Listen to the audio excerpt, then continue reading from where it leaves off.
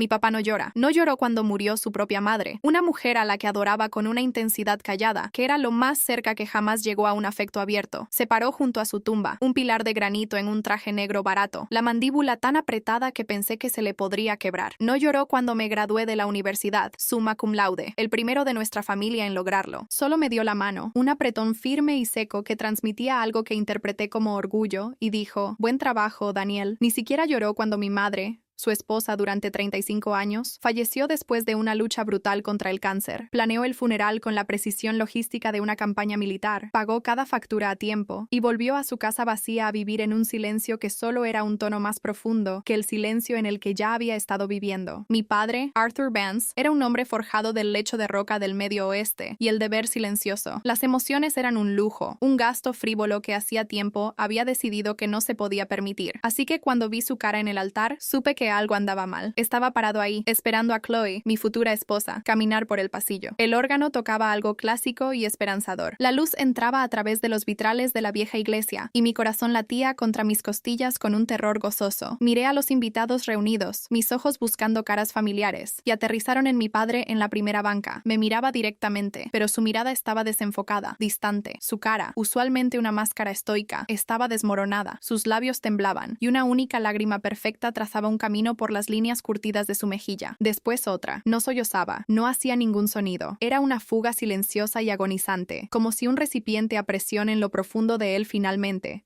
después de 64 años, hubiera desarrollado una fisura fatal. Me vio mirando, y su expresión se endureció al instante, la máscara volviendo a su lugar. Se limpió la mejilla con el dorso de la mano, un gesto rápido y enojado, y se enderezó la corbata, mirando fijamente al altar como si pudiera hacer que el momento dejara de existir con su sola voluntad. Pero yo ya lo había visto. La imagen quedó grabada en mi mente. Mi padre, el glaciar humano, derritiéndose. Chloe apareció al fondo de la iglesia, una visión de blanco, y el mundo volvió a enfocarse de golpe. Pero durante el resto de la ceremonia, a través de los votos y el intercambio de anillos, un nudo frío de temor se instaló en mi estómago. No era sobre mi boda, no era sobre Chloe, era sobre él. ¿Qué podría posiblemente hacer que Arthur Vance, un hombre que enfrentaba la muerte y la pérdida con una calma inquietante, se derrumbara al ver a su hijo casarse? La pregunta hizo eco en mi cabeza durante la recepción, durante los brindis y el primer baile. Volvió a ser el de siempre, aceptando felicitaciones con asentimientos secos, cuidando un solo vaso de whisky, un fantasma en el banquete de la felicidad de su propio hijo. Cuando me acerqué a él, me dio una palmada en el hombro, su mano pesada y breve. «Es una buena mujer, Daniel», dijo, su voz en su usual monotonía áspera. «No la arruines». Traté de presionarlo. «Papá, ¿estás bien?» Antes, en la iglesia, me interrumpió, sus ojos apartándose. Había polvo ahí adentro, edificio viejo. Volteó su atención hacia un primo y la conversación terminó. Pero yo sabía que no era polvo. Era algo profundo y roto, un pedazo de metralla abriéndose camino a la superficie, después de décadas de estar enterrado. Y me di cuenta, con una certeza que me heló hasta los huesos, de que en realidad no conocía a mi padre en absoluto. Déjame explicarte. Mientras crecía, el amor de mi padre era un lenguaje de acción, nunca de palabras. Era una bicicleta perfectamente balanceada,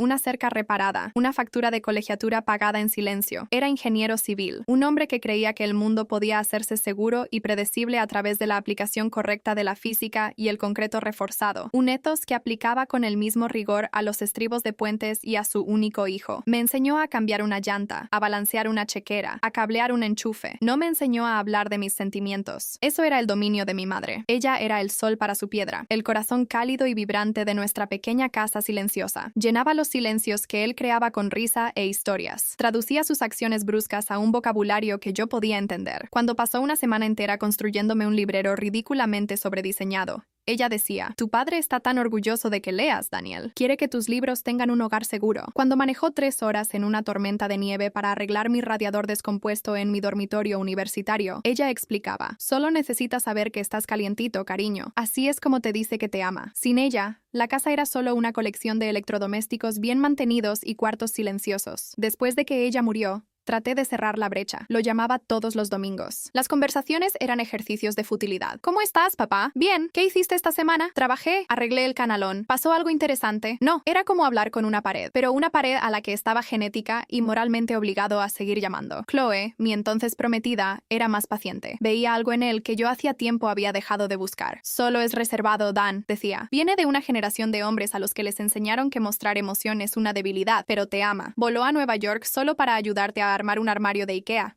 Eso es amor». Tenía razón, claro, pero era un tipo estéril, funcional, de amor. Un amor que me dejaba sintiéndome competente, pero profundamente solo. El hombre en la iglesia no era ese hombre. El hombre en la iglesia estaba crudo, herido, y era completamente ajeno a mí. La luna de miel fue un borrón dichoso de sol y arena en Hawái, pero incluso ahí, en el paraíso, la imagen de la cara de mi padre resurgía en momentos extraños. Chloe y yo nos estaríamos riendo, y de repente lo veía a él, su cara contorsionada en ese duelo silencioso, y un escalofrío me recorría la espalda. «¿Todavía estás pensando en eso, verdad?», preguntó una noche mientras veíamos el atardecer. Asentí. «No puedo dejar de pensarlo, Chloe. Es como si hubiera visto detrás de una cortina, y ahí había una persona completamente diferente parada, una persona que estaba en un dolor inmenso». Ella tomó mi mano. «Cuando volvamos, deberías preguntarle otra vez. No en una fiesta, solo tú y él. Te debe una explicación». Tenía razón. Se la debía. Pero yo sabía que no iba a ser tan simple. Hacerle a Arthur Vance una pregunta emocional directa era como correr hacia una fortaleza con un cuchillo de mantequilla. No ibas a entrar. Y solo ibas a hacer el ridículo intentándolo. Necesitaba un enfoque diferente. Necesitaba influencia. Necesitaba saber sobre qué estaba preguntando antes de preguntarlo. Mi profesión es análisis financiero. Paso mis días examinando datos, buscando patrones, buscando anomalías. El único número que no cuadra, porque nadie quiere que se sepa. Decidí aplicar esa misma metodología a mi propio padre. La investigación empezó el fin de semana después de que volvimos. Usé la excusa de necesitar recuperar algunos recuerdos de mi infancia para nuestro nuevo apartamento. La casa de mi padre estaba exactamente como mi madre la había dejado, solo que más ordenada y más silenciosa. Era un museo de su vida juntos, curado por un hombre que se negaba a perturbar el pasado. Me dejó entrar con su gruñido habitual y se retiró a su taller en el garaje, un espacio que era más un santuario para él de lo que la iglesia jamás había sido. «Grítame si necesitas algo», dijo, cerrando la puerta detrás de él. El sonido de una lijadora de banda encendiéndose un momento después fue mi señal de que estaba libre. Me dirigí al ático. El aire arriba estaba espeso con el olor a polvo y cedro y tiempo. Cajas estaban apiladas por todos lados, etiquetadas ordenadamente con la elegante letra cursiva de mi madre. Daniel, boletas de calificaciones, adornos navideños, ropa de cama vieja. La letra de mi padre aparecía solo en unas pocas, la letra cuadrada y en mayúsculas de un ingeniero. Impuestos, 1980-1990. Manuales de electrodomésticos. Empecé con las cajas de mi madre. Examiné fotografías viejas, cartas de su hermana, mis dibujos de infancia. Fue un proceso lento y metódico. Durante horas no encontré nada más que los artefactos esperados de una vida callada y ordinaria. Había fotos mías de bebé, mías en mi primer día de escuela, mías en el baile de graduación, fotos de mis padres, jóvenes y sonriendo en su propio día de bodas. Pero había un hueco. Lo noté primero en los álbumes de fotos. Había un álbum grueso, encuadernado profesionalmente, para 1986, el año en que se casaron. Había otro para 1989, el año en que nací, lleno de fotos de un bebé regordete y calvo.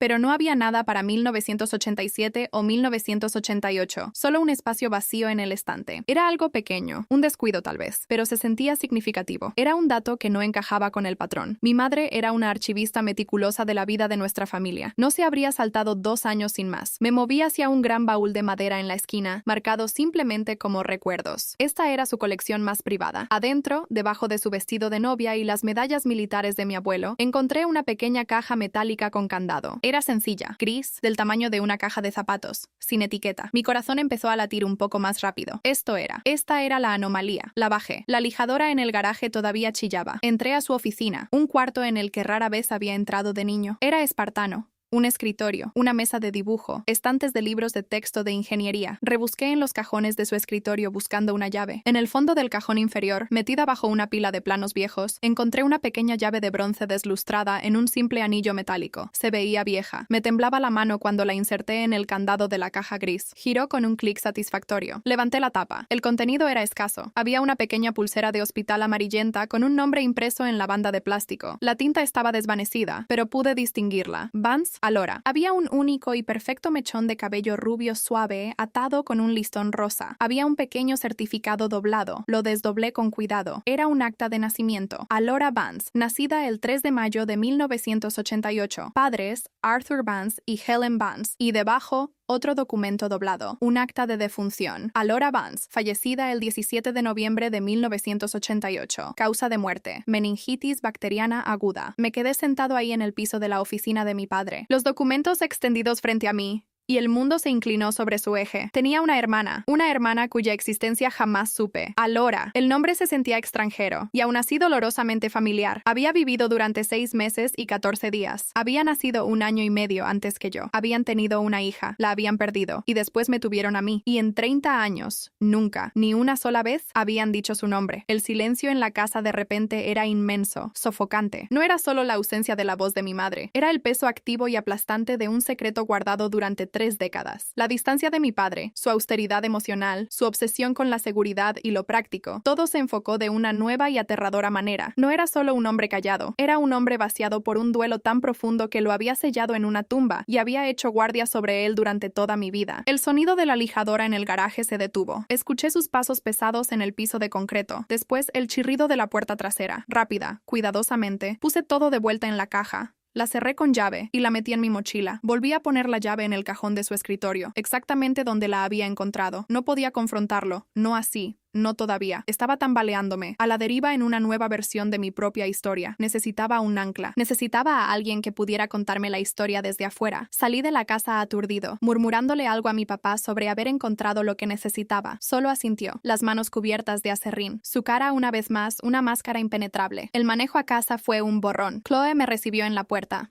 Me miró la cara una vez y me guió hasta el sofá. Saqué la caja de mi bolsa y la abrí para ella. No tuve que decir una palabra. Miró el acta de nacimiento, después el acta de defunción, y sus ojos se llenaron de lágrimas. «Ay, Dan», susurró, envolviéndome en sus brazos. «Ay, tus pobres padres». Nos quedamos ahí un largo rato. El silencio en nuestro nuevo apartamento, un marcado contraste con el silencio cargado de la casa de mi padre. Esa noche, llamé a la única persona que se me ocurría que podría saber toda la verdad, la hermana mayor de mi madre, mi tía Carol. Vivía en Chicago y no éramos particularmente cercanos, pero ella y mi madre habían sido inseparables de jóvenes. Si alguien sabía la historia, sería ella. Cuando contestó, su voz era cálida y alegre. «Daniel, qué sorpresa. ¿Cómo están los recién casados?» Prescindí de las formalidades. «Tía Carol, necesito preguntarte sobre algo. Necesito que seas honesta conmigo». La línea se quedó en silencio un momento. «¿Qué pasa, cariño?» Suena serio. Respiré profundo. Sé sobre Alora. Una respiración brusca al otro lado de la línea. Después un largo y pesado silencio. Cuando finalmente habló, su voz era un susurro tenso. «¿Cómo? ¿Cómo sabes ese nombre?» Le conté sobre la caja. Le conté sobre mi padre en la boda. La escuché empezar a llorar. Sollozos suaves, amortiguados. «Todos prometimos», dijo. Su voz espesa de emoción. «Helen y Arthur nos hicieron prometer a todos. Después de que pasó, decidieron que era la única forma. Querían que tuvieras una infancia normal, una vida feliz, no una vivida a la sombra de ella». «¿Una sombra?», dije, mi propia voz tensa con una ira que no sabía que tenía. He vivido en una sombra toda mi vida y ni siquiera sabía qué era. Pensé que era yo. Pensé que él era frío por mi culpa. «No, Daniel, nunca», insistió. «No fuiste tú, fue él. Lo rompió. Arthur era un hombre diferente antes de eso. Era callado, sí, pero era más ligero». Sonreía. Él y Helen estaban tan felices cuando nació Alora. Estaba embelesado con ella. Llegaba del trabajo y solo la sostenía durante horas, susurrándole. Pintó la imagen de un hombre que no podía reconocer. Un padre joven lleno de un amor gentil y maravillado. Me contó la historia en fragmentos, como si los recuerdos mismos fueran filosos y dolorosos de manejar. Alora era una bebé feliz y saludable. Después, una mañana, simplemente no estaba bien. Fiebre, apatía. Mi madre, enfermera titulada, supo que algo andaba muy mal. La llevaron corriendo al hospital. «Fue tan rápido, Daniel», susurró Carol. «Para cuando obtuvieron un diagnóstico, ya era demasiado tarde. Había abrumado su pequeño cuerpo. Se fue en menos de 24 horas. Arthur fue el que la encontró en la cuna esa mañana. Fue el que trató de despertarla. Creo que una parte de él murió con ella en ese cuarto de hospital». El silencio que siguió estaba cargado con el peso de esa imagen. Mi padre, el ingeniero estoico, tratando de convencer a la vida de regresar a su hija bebé. «Después del funeral», continuó Carol, «eran como fantasmas. Vendieron la casa en la que vivían, se deshicieron de todas sus cosas. O eso pensé. Helen debió haber guardado esa única caja, y se mudaron. Cuando Helen quedó embarazada de ti, hicieron el pacto. Alora no debía ser un secreto exactamente, sino una pena privada, un capítulo cerrado. Pensaron que era la mejor forma de protegerte, de darte una vida libre de ese tipo de duelo. Libre de duelo. En cambio, me habían criado en una casa esterilizada por él. Su incapacidad de ser afectuoso, su constante ansiedad de bajo nivel sobre mi salud, su insistencia en una vida libre de riesgo y de desorden emocional. Todo era un intento desesperado de 30 años por evitar que la historia se repitiera. No me estaba negando el amor. Estaba aterrado de lo que ese amor podría costarle. ¿Hay alguien más con quien pueda hablar?, pregunté, mi voz ronca. ¿Alguien que estuvo ahí? Carol titubeó. Estaba su médico, el Dr. Albright. Era amigo de la familia también. Estaba devastado. Se jubiló hace años, pero creo que todavía vive en el pueblo. Tal vez hablaría contigo. Pero Daniel,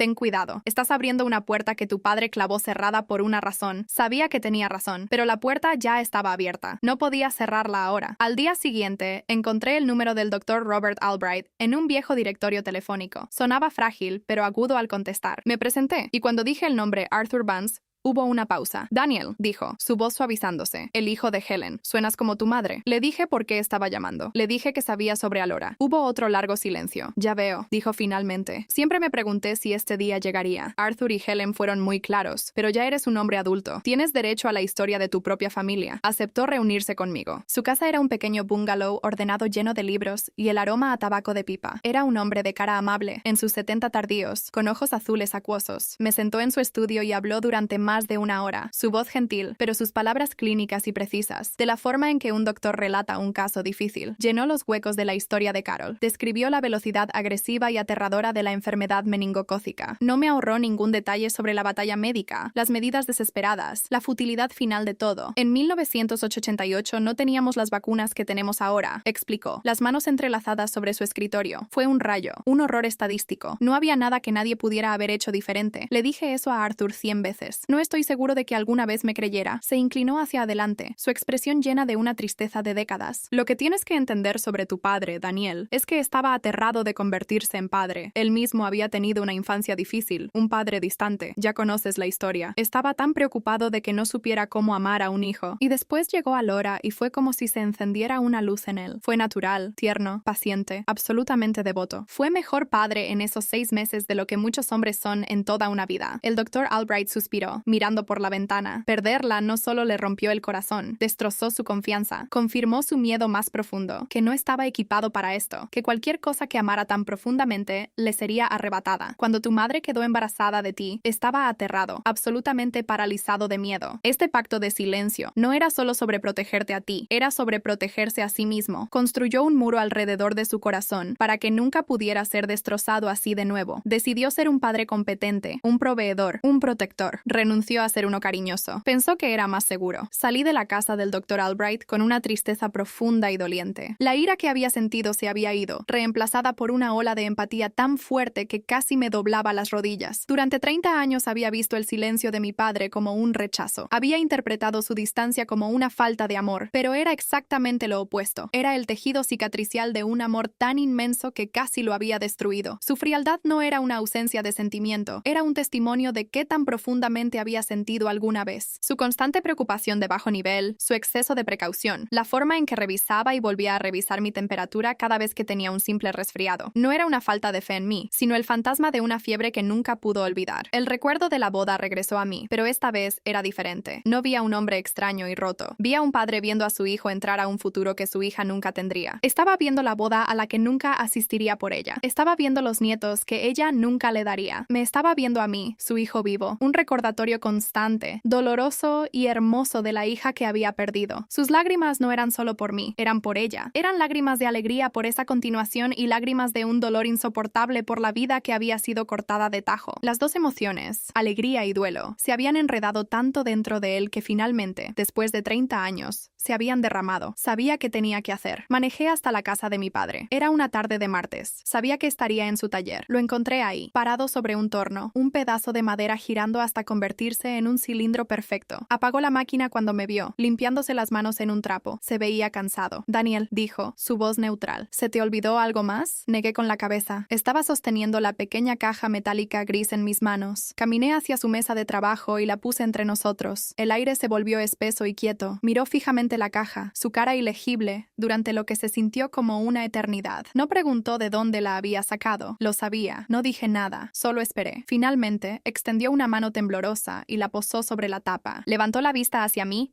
y por primera vez en mi vida no vi ningún muro, ninguna fortaleza, solo los ojos profundos y cansados de un hombre que había cargado un peso imposible durante demasiado tiempo. Se llamaba Alora, dije, mi voz apenas un susurro. Sus hombros se hundieron. Un escalofrío le recorrió todo el cuerpo, un temblor sísmico profundo. Se dejó caer sobre el banco de su mesa de trabajo, la cabeza entre las manos. No lloró, no con lágrimas. Era una agonía seca y silenciosa que era mucho más dolorosa de ver. Solo queríamos que fueras feliz, dijo con voz ronca, su voz desgarrada. No queríamos que crecieras triste. Crecí confundido, dije, mi voz gentil. Crecí pensando que tú no podías. No pude terminar la frase. Levantó la vista, sus ojos llenos de un dolor que se remontaba 3 décadas. No, dijo, su voz quebrándose. No, hijo, después de que la perdimos, no estaba bien. Te miraba de bebé, tan pequeño, tan perfecto, y todo lo que podía sentir era terror. Cada tos, cada llanto. Pensaba que también te iba a perder a ti. El amor era tan grande, se sentía peligroso. Pensé que si mantenía la distancia, si solo me enfocaba en mantenerte seguro, en proveerte, tal vez el universo no notaría cuánto significabas para mí. Tal vez no te llevaría a ti también. Fue lo más que jamás me había dicho de corrido en toda mi vida. Fue una confesión, una disculpa, una llave al cuarto cerrado de su corazón. Fue un plan estúpido, dijo con una sonrisa irónica y sin humor. Una solución de ingeniero para un problema humano. Todo lo que hizo fue poner un muro entre nosotros. Podemos derribarlo, papá, dije, mis propios ojos ardiendo con lágrimas. No es demasiado tarde. Miró la caja, después de vuelta a mí. Asintió lentamente. Extendió la mano, no hacia la caja, sino hacia mí. Me envolvió en un abrazo. Fue incómodo al principio.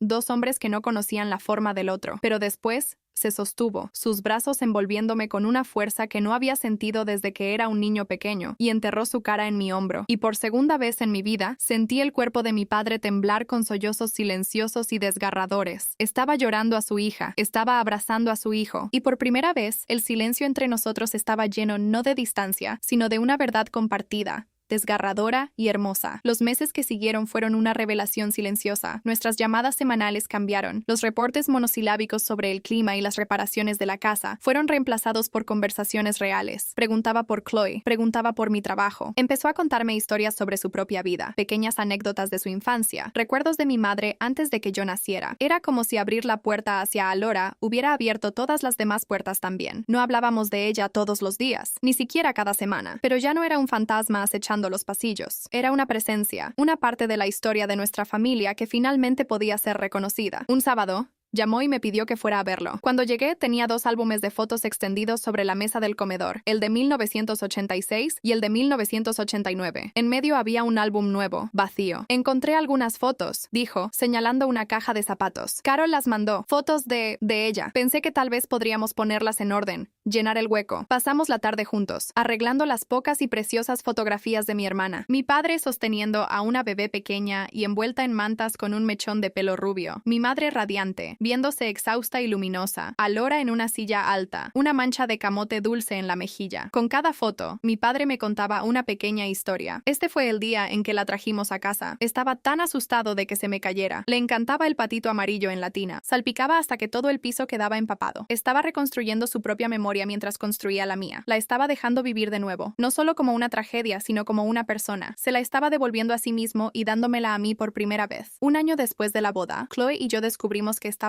esperando. La primera persona a la que llamé fue a mi papá. Hubo una larga pausa al otro lado de la línea, y por un momento que me detuvo el corazón, temí que el viejo terror hubiera regresado. Pero cuando habló, su voz estaba espesa con una emoción que ahora reconocía. No era miedo. Era una alegría profunda y temblorosa, entrelazada con el recuerdo agridulce de lo que había venido antes. Esa es una noticia maravillosa, Daniel, dijo, simplemente maravillosa. Unas semanas después, fui a su casa a ayudarlo con un proyecto. Estaba en el garaje en su taller, despejando un espacio. ¿Qué estás haciendo?, pregunté. Haciendo espacio, dijo, una pequeña sonrisa genuina en su cara. Este nieto va a necesitar una cuna, y vamos a construir esta bien fuerte. Trabajamos juntos durante horas, midiendo madera, lijando los bordes hasta dejarlos lisos. El silencio entre nosotros era cómodo, fácil. Era el silencio de 2 hombres que se entendían. Un silencio lleno de historia no dicha, y un amor callado y resiliente. Cuando la cuna estuvo terminada, pintada de un amarillo suave y neutral, se echó hacia atrás y la miró, su mano en mi hombro. A tu madre le habría encantado esto, dijo. En un día frío y despejado de otoño, justo antes de que naciera mi hija, manejamos juntos al cementerio. Me llevó a una pequeña y sencilla lápida bajo un gran roble, una parte del cementerio que nunca había visitado. Decía, Alora Vance,